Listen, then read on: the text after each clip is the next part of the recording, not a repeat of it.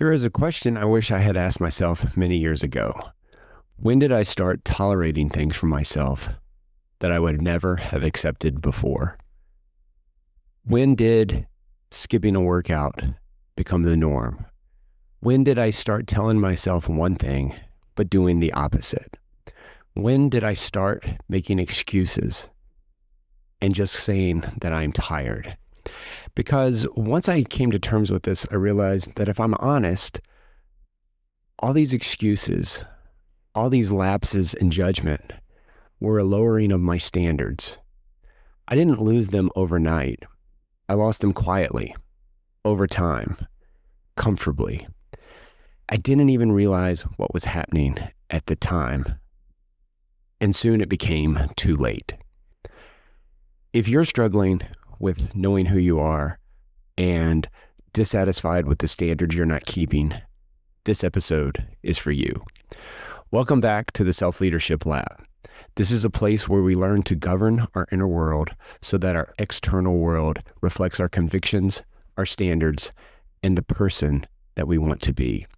Every Tuesday, these solo episodes are designed to help you lead yourself mentally, physically, and spiritually.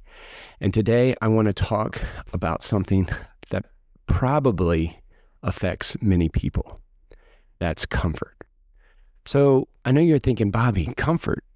Shouldn't we allow some comfort in our life? And yes, I'm not saying that comfort in and of itself is bad. What I'm saying is that when we replace our standards with comfort, it's something that we have to be aware of, something we have to really hone in on, because if we allow the excuses that we call comfort overtake our standards, we don't become the people that we want to be. We start eroding ourselves. We stop proving ourselves. We stop working every day on the things that matter, or as I like to call the hard work. Seneca, the famous Stoic, said, "No man is more unhappy than he who never faces adversity, for he is not permitted to prove himself." Think about that. If we never face adversity or discomfort, will we ever be able to prove ourselves? Will we ever be able to take the standards that we work towards or that we try to develop and test them against everyday situations? The more we find and seek comfort, the less we become positioned to grow, positioned to go out there and see what our mettle is, to see, are the things that I say I'm going to do the things we actually do when we show up in public?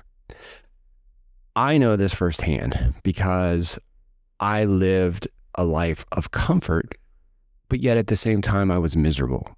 So how can that be? I was always seeking the easiest way. I would seek pleasure, money, positions, titles, but I wasn't growing. I wasn't going out there every day and being the Bobby that I wanted to be. I would put on a mask, act one way in one situation, another in another. And over time, not only did I stop knowing who I was, I stopped knowing what my standards were because I had no standards. I had nothing that kept me on a line that were non-negotiables.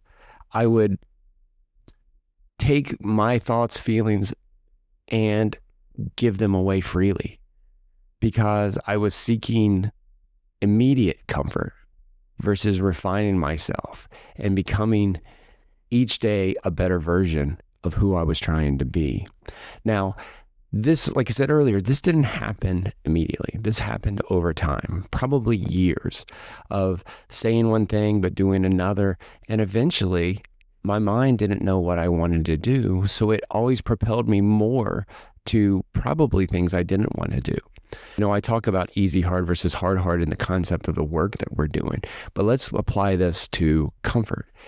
Easy hard is seeking the short term, placating yourself in the moment. For me, one of the biggest things that jumps out to me was my food consumption. I would enjoy the taste of food so much that I became comfortable with overeating. I became comfortable with putting myself in situations where I wasn't aware. I didn't have any presence. I didn't have any kind of discipline in what I was doing. Over time, that creeped up 10, 15, 20 pounds. Eventually, I found myself at over 350 pounds. That, again, didn't happen overnight. That was just a process that I repeated time and time again that made me comfortable in the moment, but yet I lost my standards. I lost my comfort in the long term. And then I had to work very diligently and very deliberately to gain that back. Where the hard work, or the hard in the concept of comfort, is sticking to what you believe, the standards that you set for yourself, even when it's uncomfortable. That could be saying no to the next event. That could be saying no to something that keeps you away from learning something or doing the workout that you promised yourself.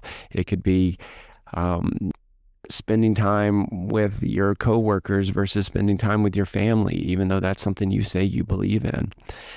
So comfort is something that we crave in the society, right? I mean, you turn on the TV, you look at Instagram, you look at anything, and it's comfort. The best sheets, the most comfortable fabrics, all these kind of things. And in and of themselves, those things aren't wrong. But when we take our comfort to the actions and behaviors that we do, we got to be on the lookout for that, because the more we test ourselves, the more we find ourselves in situations where we have to make these decisions and we have to choose the hard versus falling into the easy hard, the more we're going to grow, the more we're going to develop, the more we're going to improve the people that we want to be. So I want to challenge everyone for the next 7 days to do something what I call the Standards Audit. At the end of each day, take 2, 3, 5 minutes, whatever it takes, without distractions. And I want you to ask yourself 3 questions. Where did comfort influence my decisions today? Where did I live aligned with my standards? And what's one uncomfortable thing I need to do tomorrow? So when we look at those 3 questions, the first being, where did comfort influence my decisions today? Really take an analytical look at this. Where did you choose something in the moment that cost you in the long run? Going back to my food example, where did you overeat but felt terrible later? At the time, it felt great, but then the fullness, the lethargy, the carb crash, whatever you want to call it, later on in the day probably kept you from doing something. That's when you started making excuses. Oh, I'll lay on the couch and take a nap versus going and make myself better. It's things like that where comfort will influence your decisions. And the more we become aware of it, the more we can change that behavior tomorrow. The second question is, where did I live aligned with my standards today? I think this is also important because you're not a complete failure. Not every single day are you going to fail at every standard that you do. So take heart in that. Not only one, will that inspire you and encourage you for the next day, but you can also see the areas that you don't have to be as cognizant on. If you're locked down in one area of your life, you don't need to focus on that so much in the next days and weeks ahead.